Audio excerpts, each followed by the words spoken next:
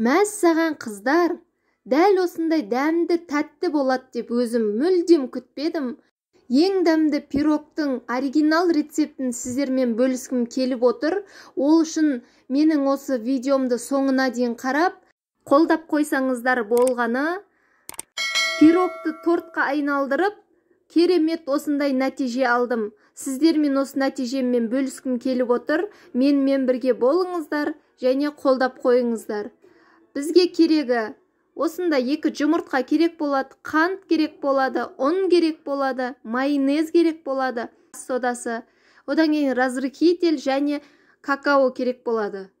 Ең алдымен ыдысымызға жұмыртқамызды саламыз, оның үстіне өзімізге қажетті қантымызды салып алып, енді жақсылап екеуін венчикпенен араластырып алатын боламыз.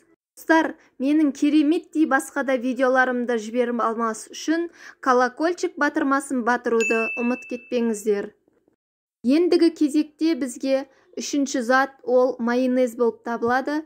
5 ас қасық майонезді осылай толтырып салатын боламыз. Егер граммен есептейтін болсаңыз 250 грамм майонез саласыз.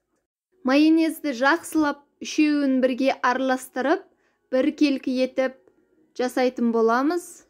4-5 қасық шамаменен какаомызды алып, жаңағы массамыздың үстіне қосамыз да, бұны да жақсылап араластырып алатын боламыз. Сіздермен осылай жақсы тек оригинал рецепттермен бөлісіп отырғаныма қуаныштымын. Егер бірде-бір пайдам тиген болса, алғыс ретінде тіркеліп кетуді ұмытпаңыздар. Енді кезекте разрыхитель қосатын боламыз.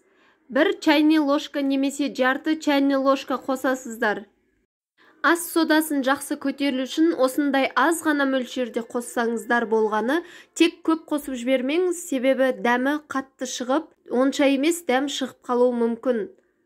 Барлығын жақсылап тағы да осылай араластырып алатын боламыз. Дәл осындай консистенцияда бізде тестамыз дайын болу керек. Үстіне ұнымызды керегінше салып, бірден салып жібермеңіздер, 1 немесе 2 бөліп салып, осылай венчиктің көмегімен араластырып алатын боламыз. Тестамыз қатты сұйық емес, қатты қою емес, міне дәл менікіндей болып шығуы керек. 160-180 градус аралығында 25-30 минутта пісіріп аласыздар. Піскенін қалай білесіз? Оны ағаш таяқшамен немесе зубочистканың көмегімен осылай піскеннен кейін печканың аузын ашып, осы таяқшаны пирогқа салып көретін боламыз. Егерде таяқшаңыз ылғалды болып шығатын болса, онда бірден тағы да 5 немесе 10 минутқа печкаға қайтадан салып алыңыз. Есіңізде болсын, ағаш таяқшамыз немесе зубочисткамыз құрғақ күйінде шығуы керек. Ыстық күйінше мына ыдысынан бірден бөліп алмаңыздар.